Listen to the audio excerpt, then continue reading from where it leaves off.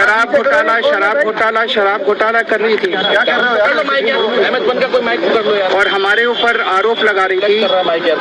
आज कोर्ट ने सारे आरोप खारिज कर दिए और जितने भी एक्यूज्ड थे सबको डिस्चार्ज कर दिया। 24 घंटे टीवी चैनलों के ऊपर डिबेट चलते थे, खबरें दिखाई जाती थी केजरीवाल भ्रष्ट है, केजरीवाल भ्रष्ट है। केजरीवाल भ्रष्ट नहीं है। मैंने केवल अपनी जिंदगी में ईमानदारी कमाई है। आज ये साबित हो गया, कोर्ट ने कहा है कि केजरीवाल कट्टर ईमानदार है, मनीष सिसोदिया कट्टर ईमानदार है, आम आदमी पार्टी कट्टर ईमानदार है। पिछले कुछ सालों से भारतीय जनता पार्टी जिस तरह से शराब घोटाला कर रही थी। क्या कर रहे हो? और हमारे ऊपर आरोप लगा रही थी। आज कोर्ट ने सारे आरोप खारिज कर दिए और जितने भी एक्यूज्ड थे सबको डिस्चार्ज कर दिया। हम हमेशा कहते थे सत्य की जीत होती है। हमें भारतीय न्याय प्रणाली पे भरोसा है। मुंह पे जा रहे सर के माइक नीचे। मैं जज साहब का बहुत बहुत शुक्रिया अदा करता हूँ जिन्होंने हमारे साथ न्याय किया, सत्य की जीत हुई। मैं हमेशा कहता था कि भगवान हमारे साथ है। मोदी जी ने और अमित शाह जी ने मिल के आजाद भारत का सबसे बड़ा राजनीतिक षड्यंत्र रचा। आम आदमी पार्टी को खत्म करने के लिए आम आदमी पार्टी के सबसे बड़े 5 नेताओं को जेल में डाल दिया गया। यहाँ तक कि सिटिंग चीफ मिनिस्टर, जो आज तक भारत के इतिहास में कभी नहीं हुआ, सिटिंग चीफ मिनिस्टर को उसके घर से घसीट कर जेल में डाला गया और 6 महीने तक जेल में रखा गया। हमारे उप मुख्यमंत्री मनीष सिसोदिया जी, उनको लगभग 2 साल तक जेल में रखा गया। पूरा का पूरा फर्जी केस था। हमारे ऊपर कीचड़ फेंका गया। 24 घंटे टीवी चैनलों के ऊपर डिबेट चलते थे, खबरें दिखाई जाती थी केजरीवाल भ्रष्ट है, केजरीवाल भ्रष्ट है।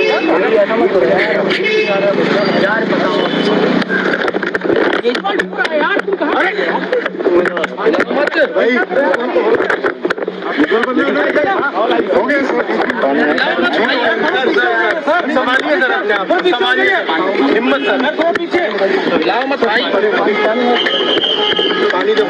केजरीवाल भ्रष्ट नहीं है। मैंने केवल अपनी जिंदगी में ईमानदारी कमाई है।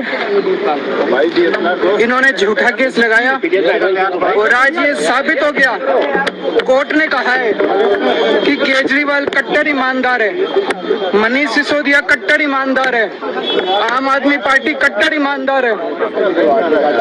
मैं प्रधानमंत्री जी से कहना चाहता हूँ, सत्ता के लिए इस तरह से खिलवाड़ मत कीजिए देश के साथ, इस तरह से संविधान के साथ खिलवाड़ मत कीजिए। आपको सत्ता चाहिए, अच्छे काम कीजिए। आज देश के सामने इतनी बड़ी बड़ी समस्याएं हैं, महंगाई है, बेरोजगारी है, पूरे देश में सड़कें टूटी पड़ी है, चारों तरफ पोल्यूशन ही पोल्यूशन हो रहा है, चारों तरफ देश में इतनी समस्याएं हैं। उन समस्याओं का समाधान करके सत्ता में आइए ना। केजरीवाल पे, आम आदमी पार्टी पे झूठे केस क्यों करते हैं? अच्छा काम करके सत्ता में आइए।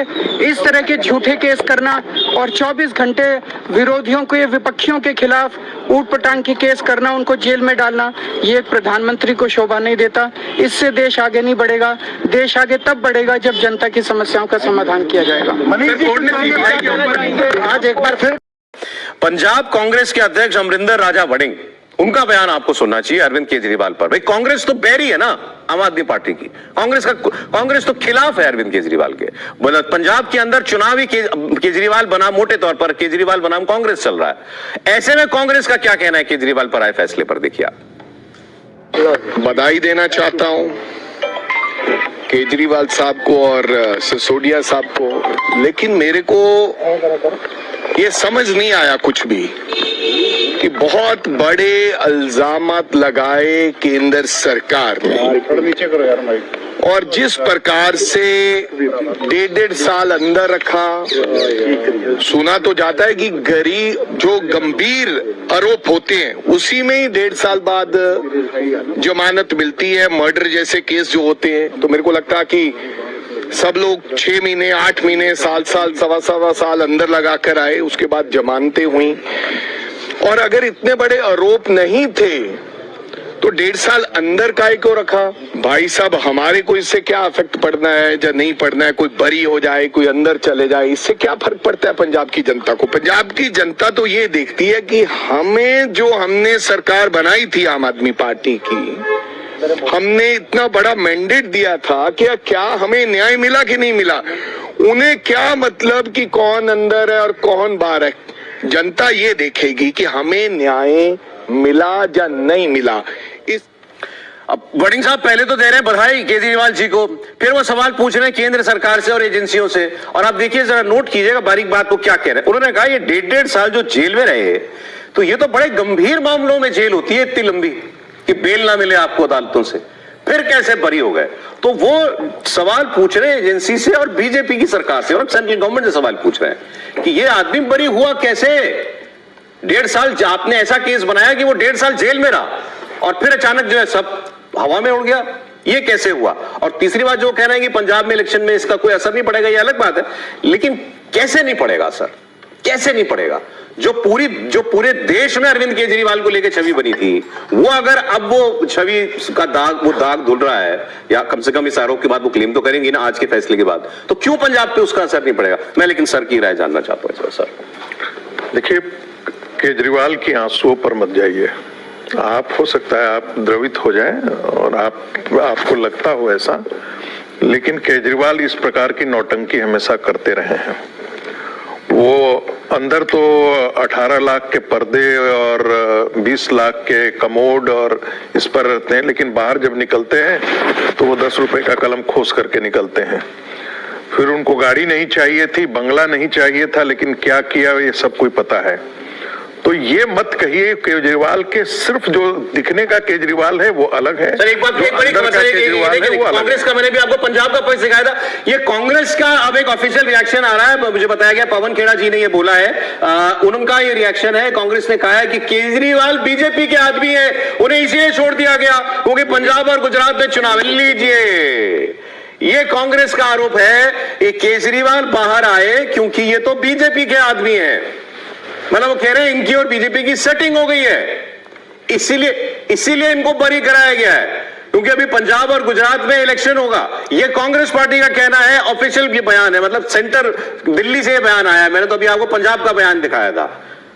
अरे भाई, दिल्ली में बीजेपी लड़ रही है अरविंद केजरीवाल के खिलाफ, जीत रही है अरविंद केजरीवाल के खिलाफ, और बीजेपी और अरविंद केजरीवाल मिले हुए हैं, ये आरोप कांग्रेस लगा रही है। सुन लेते हैं पवन खेड़ा को। पंजाब और गुजरात में चुनाव आ रहे हैं तो अरविंद केजरीवाल को फिर से नहला धुलाकर, साफ करके, वॉशिंग मशीन से निकालकर पेश किया जा रहा है, क्योंकि असली मकसद भाजपा का यही है, कांग्रेस मुक्त भारत। आप थोड़े दिन पहले मेरठ के भाषण में प्रधानमंत्री ने टीएमसी तक की तारीफ कर डाली। क्यों? क्योंकि हमला सिर्फ कांग्रेस पर बोलना है। कल आपने देखा कि चिदम्बरम साहब पर प्रोसिक्यूशन का सैंक्शन हो गया क्योंकि तमिलनाडु में चुनाव आ रहे हैं। हर चीज चुनाव से संबंधित है। कैसे कांग्रेस को कमजोर किया जाए, भारतीय जनता पार्टी का एक ही मकसद है। उसमें खिलाड़ी बिके हुए हैं, उसमें अंपायर बिके हुए हैं, चलने दीजिए।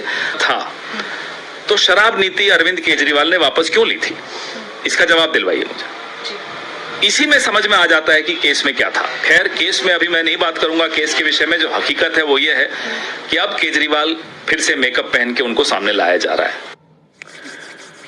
अब बनेगी खिचड़ी इस केस की।